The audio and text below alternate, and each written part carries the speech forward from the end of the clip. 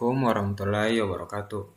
Yang terhormat Ibu Dr. Kasma F. Amin, SSMPD, dan yang terhormat Ketua Tingkat Muhammad Adiatma.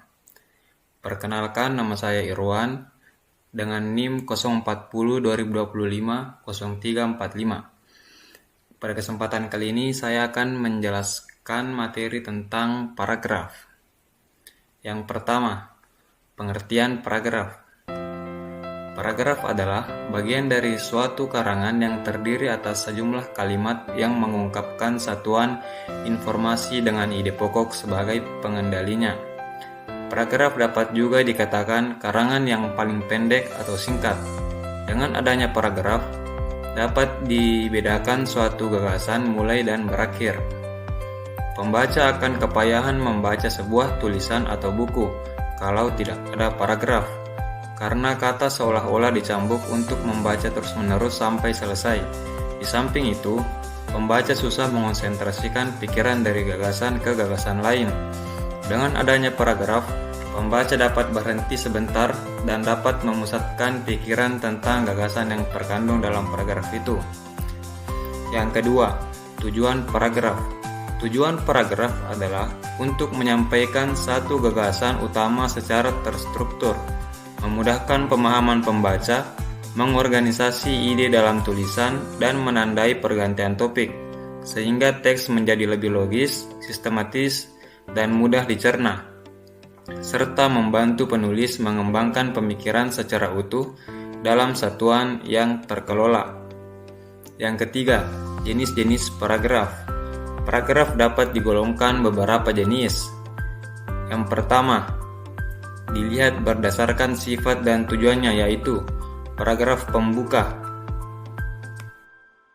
Paragraf pembuka yaitu paragraf yang membuka atau mengantarkan karangan itu atau mengantar pokok pikiran dalam bagian karangan itu. Oleh sebab itu, sifat-sifat dari paragraf semacam ini harus menarik minat dan perhatian pembaca, serta sanggup menyiapkan pikiran membaca kepada apa yang akan segera diuraikan. Kemudian yang kedua yaitu paragraf penghubung. Paragraf penghubung ialah sebuah paragraf yang terdapat antara paragraf pembuka dan penutup. Dalam membentuk paragraf penghubung harus diperhatikan agar hubungan antar paragraf dengan paragraf itu teratur.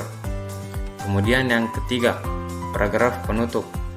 Paragraf penutup adalah paragraf yang dimaksudkan untuk mengakhiri karangan atau bagian karangan. Dengan kata lain, paragraf ini mengandung kesimpulan pendapat dari apa yang telah diuraikan dalam paragraf penghubung. Kemudian poin yang ketiga yaitu hubungan paragraf dengan hukum, yaitu mempelajari asas-asas dan kaidah-kaidah bahasa Indonesia bagi kalangan hukum bertujuan untuk mengatasi kekurangan sempurnaan dalam penggunaan bahasa hukum dalam berbicara atau berpendapat tentang hukum. Di dalam membuat karangan ilmiah tentang hukum, aturan hukum, surat pengaduan, tuduhan, kesaksian, tuntutan, pembelaan keputusan, atau untuk membuat surat-surat perjanjian, surat gugatan, memori banding, kasasi, putusan, dan sebagainya. Di samping itu harus diperhatikan dan diingat bahwa bahasa hukum itu memiliki sifat-sifat yang khusus bagi orang awam tidak mudah dipahami. Kekhususan lain dari bahasa hukum nampak pada kata-kata atau istilah-istilah hukumnya. Kemudian arti dan tafsirnya dapat dilihat dari berbagai segi pandangan hukum.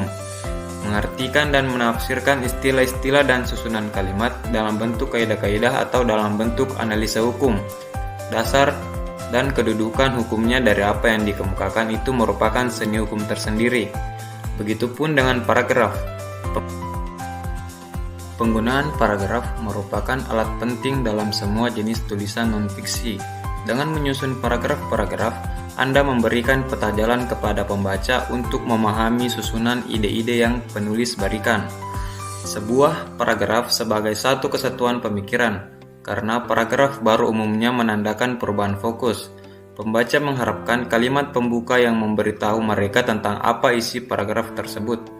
Pastikan bahwa sebuah paragraf hanya memuat ide dan informasi yang tercakup dalam kalimat topik. Jika sebuah kalimat tidak berhubungan langsung dengan topik tersebut, hilangkan pindahkan ke paragraf lain atau paragraf baru, atau tulis ulang kalimat topik untuk memperluas cakupannya. Mungkin cukup sekian yang dapat saya sampaikan, lebih dan kurangnya mohon dimaafkan. Wabillahi taufiq walhidayah. Wassalamualaikum warahmatullahi wabarakatuh.